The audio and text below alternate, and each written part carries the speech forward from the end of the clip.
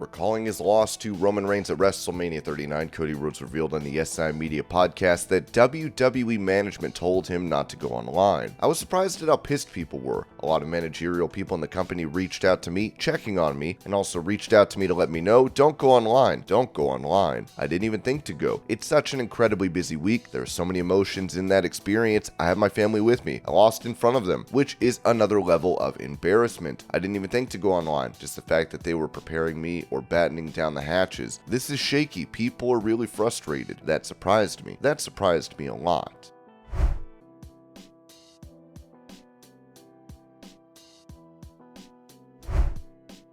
Mentioning a potential match against Roman Reigns down the line, Intercontinental Champion Gunther told Sportskeeda, "I wouldn't consider Roman as a dream opponent. I think we are two completely different wrestlers. He's obviously somebody that came up through, first of all, his family history, but then he got basically developed or trained in the WWE system and got brought up through that."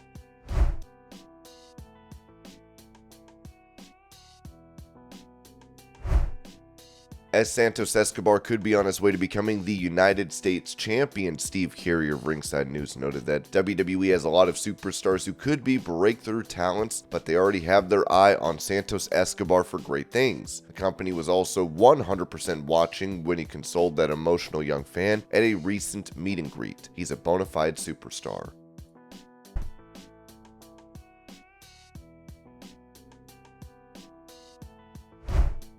During that same interview, Jeff Hardy revealed his plans for retirement from in-ring action, saying, "It's the last run, the last good Hardy Boys run. I still have hopes deep within my soul that I'm going to have one more solo world championship title reign. I have no idea. I'm a big believer that something could happen before I get home tonight that would end my career. It's the little things that kill sometimes. I can't put a number on it, but I feel like I'm going to be rocking until I'm 50. I'm 45 now. Between now and 50, I think I'm going to create many more moments."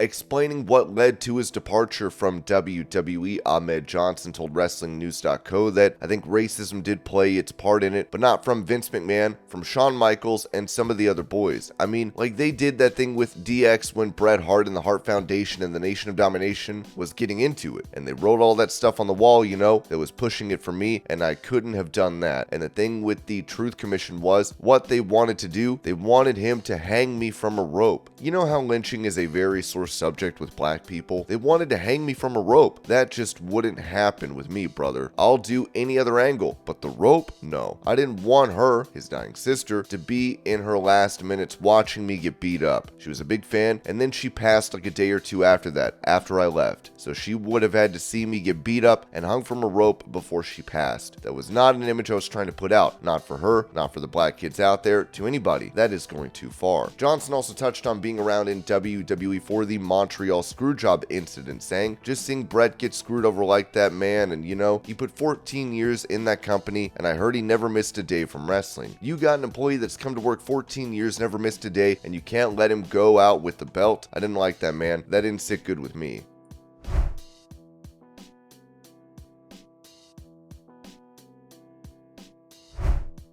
Giving details on how Bryan Danielson fractured his arm at the Forbidden Door event, Sean Ross Sapp of Fightful revealed that the Bryan Danielson arm break happened on the Kazuchika Okada elbow drop at Forbidden Door, we're told.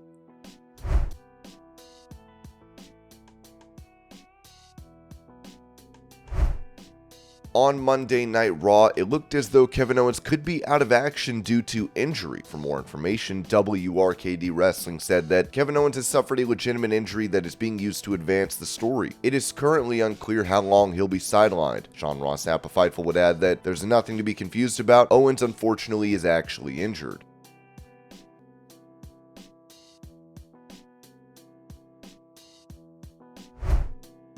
Talking about the recent Blood and Guts match in AEW, Kevin Nash said this on his Click This podcast. I think that what you do when you allow that much blood and that much spot fest, you paint yourself into a certain demographic that's going to watch that program. They haven't grown that audience. There's a reason why they're not growing the audience. While in the meantime, WWE is doing some really nice ratings.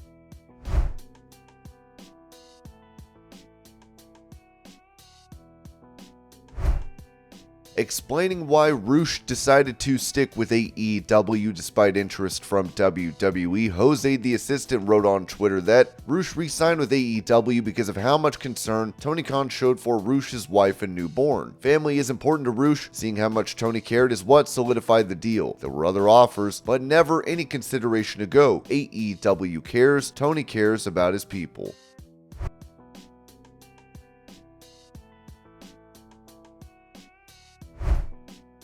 Recalling his departure from AEW, Cody Rhodes criticized those spreading misinformation regarding the nature of his exit, telling Chris Van Vliet, "But you mentioned taking pride in the executive element, so you were there when I was still running those meetings. I really loved it, but from an ego standpoint, from an optics standpoint, that was really cool. But I also really loved leading, and I just maybe wasn't ready to fully lead at that point. And it didn't rub everyone the right way. Why is he running the production meeting? Why is this and that? And then, your vision, Kenny's vision, Matt and Nick's vision, everyone's vision's that one thing. But Tony has a vision and this is his money. And then let's see how that plays out. But that was a good time. I'm glad you had a good experience, because when we left, there was this whole disinformation campaign that Wade Keller put out. And I'm not even mad at Wade Keller, no heat with Wade, but I could tell what was going on. Again, you didn't talk to any real source. No, I was an executive. As a member of management, I was happy, wanted to help, and took huge pride in us being a professional organization, and that shows amongst the roster, the locker room, my kids, the people I didn't recruit, people I did recruit. Yeah, there was such a fog of misinformation of when I left that. It's fun to see in the doc itself. That wasn't the case. It was just time.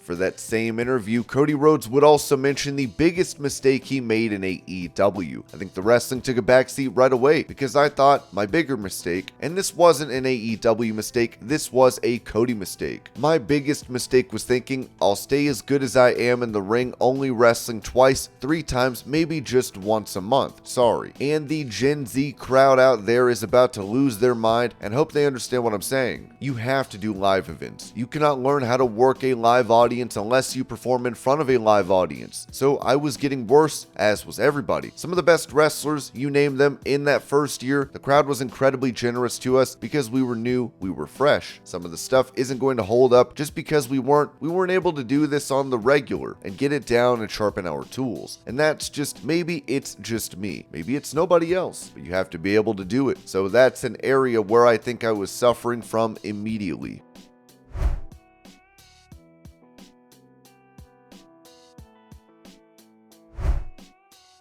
As some outlets are reporting that Buff Bagwell was arrested for DUI recently, he took to Twitter to write, "Just wanted to clarify to everyone that I'm 11 months sober tomorrow. I see there is news out that I had to spend time in jail for a DUI, but this was from the original offense years ago. I did get a recent sanction because I didn't document a recent trip out of state properly."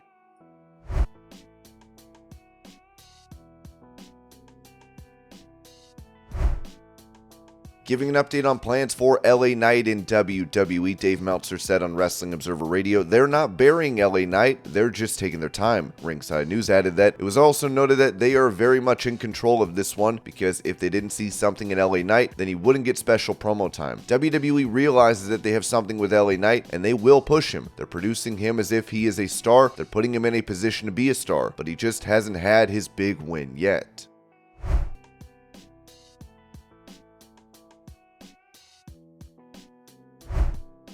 As hackers are apparently trying to compromise her social media profile, Asuka responded writing, "Stop trying to illegally log into my account. I will check your IP address and report you."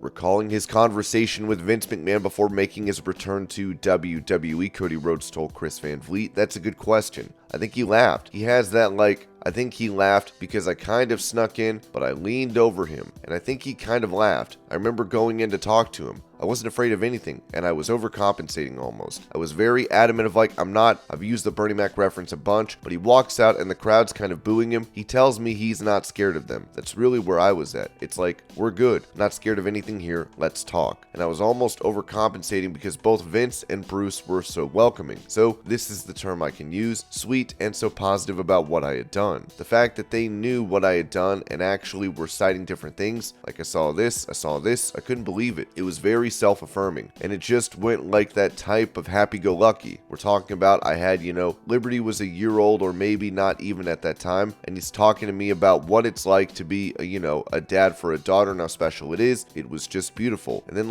in the last 20 seconds of the meeting, it was Seth Rollins at WrestleMania, that's where the only business came up, and it was, I told Brandy I would say this, but I was adamant about saying, please don't do one of those, hey, this is the deal, if you leave, it's off the table. Don't do one of those. I have to leave and think about it. I have to. And even in your mind, you're yep, I think we're going to do it. Even in your mind, I have to leave to think about it and take some time because, man, we had made such massive decisions. And I'm kind of a career left turn guy with no way would he do this. Well, he did that. So this one was going to be something similar but really special. Didn't feel like a meeting until maybe the last 30 seconds.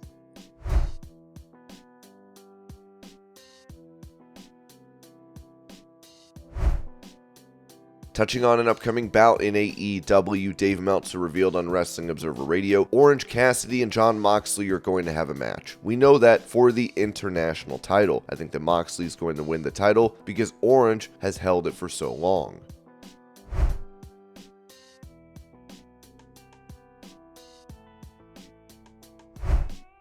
For a status update on Dustin Rhodes in AEW, it was reported that Fightful Select has learned Rhodes has plenty of time left on his contract. Sources confirmed to Fightful that Rhodes' deal is up in September of 2024. We haven't been told if there was any extension or what led to the changing of dates, but that he has over a year remaining on his contract. Ringside News added that during a December 2022 interview with Busted Open Radio, Dustin Rhodes revealed that his AEW contract had only a few months remaining, with an expiration date at the end of July 2023. This led to speculation about his potential departure from AEW and involvement in his brother Cody Rhodes' angle with Brock Lesnar. However, it has now been confirmed that Dustin Rhodes won't be partaking in that scenario.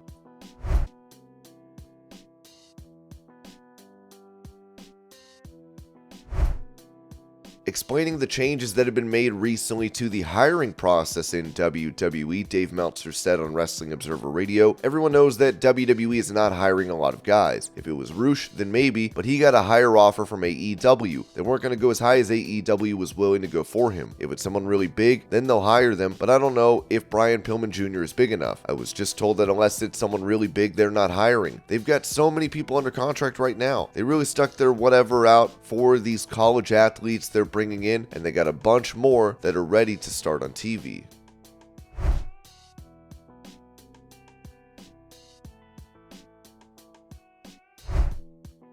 With a fan asking if WWE should fire Bray Wyatt, Conan said this on his Keeping It 100 podcast. "Big Bray Wyatt fan, but he's too much trouble. He's got mental health issues, his matches aren't good, and as creative as he is, $3 million for what he's doing? Yeah, get rid of him."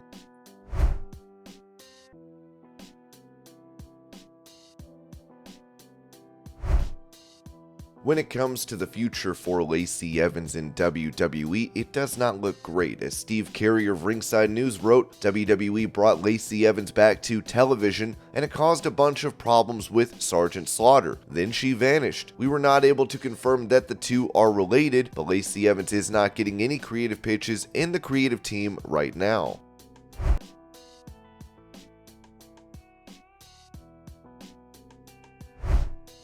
Following Liv Morgan's injury, it has come out that WWE prepared for a long hiatus. As the Wrestling Observer newsletter said, the Morgan injury came across more serious as Ripley attacked Morgan before their scheduled match and Pillmanized her shoulder twice, and they showed Morgan crying in pain in a later segment as well. There is no time frame how long she will be out, but if she does need surgery, it would be lengthy, and the angle was done to prepare for that possibility. It appears that's the reason they did the tag title change, since it was her last match, and they had started doing the thing where Morgan kept telling Ripley she wasn't afraid of Ripley. Before the Atlanta title change, she hadn't wrestled since the title win and Money in the Bank.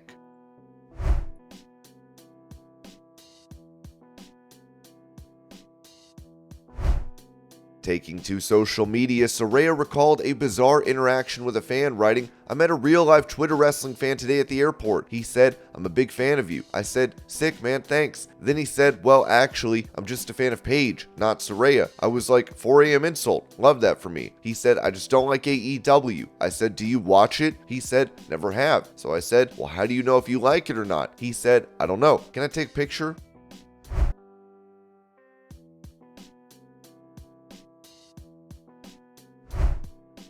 Following Britt Baker's promo on Dynamite, a fan would respond to her, writing, "Develop a performance center for wrestlers like Britt Baker so they improve their craft. She was horrible last night, and she wants to face the Queen Charlotte Flair one day, please." Baker replied, "Sorry sis, I couldn't hear you over those DMD chants, but bullying looks just about as good on you as that heinous yellow dress."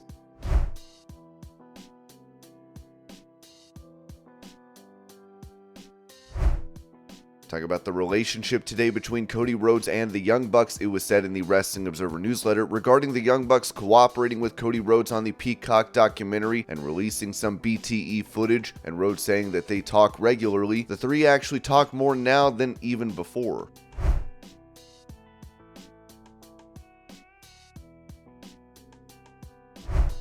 Regarding her impending return to in-ring action in AEW, former women's champion Thunder Rosa told Busted Open Radio, "I'm mentally preparing myself when I return to the ring because I know the criticism is going to come out. I know the criticism is going to be out there and I won't read it because I don't have time to read it. I have a team that does that. People don't see all the pain and trials and tribulations we go through as performers. People are getting very used to nonchalant insulting people on social media because they can't get into a physical altercation."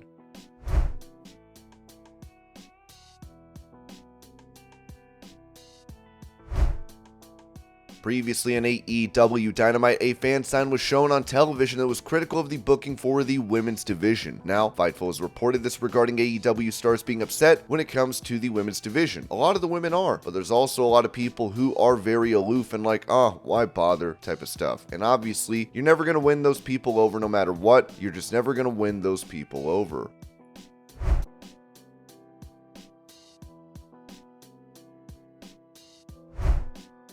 Replying to a fan online asking him not to retire anytime soon, AEW commentator Jim Ross, who has been away from programming, responded, "No plans to hang it up at this time. Appreciate you."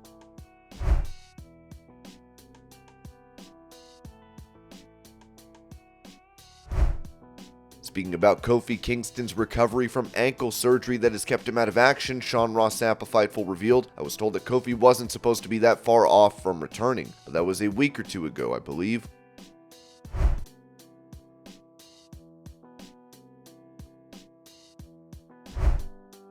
With Bray Wyatt having been out of action since the build to WrestleMania, Ringside News said this regarding his whereabouts. A report recently came out that said Bray Wyatt has been to a couple recent television tapings. It was said that WWE is currently pitching ideas for his return to the company as well. Sadly, we can confirm that this is not the case. Ringside News reached out to discuss this situation with a tenured member of the WWE creative team. We were told that Bray Wyatt has not been to a single television taping. The report about Bray Wyatt showing up a couple of times in recent memory is fake news. He has also not made any trips to the WWE headquarters. At this time, Bray Wyatt's name is still missing from the internal roster, but he is still under contract. Bray Wyatt was reportedly suffering from an illness, and it hasn't gotten better. At this time, he has not been cleared, and they are not discussing any ideas for his return. SummerSlam was reportedly a landing pad for his return, and although there was once hope that could happen, it's apparent that he's not booked for the biggest party of the summer.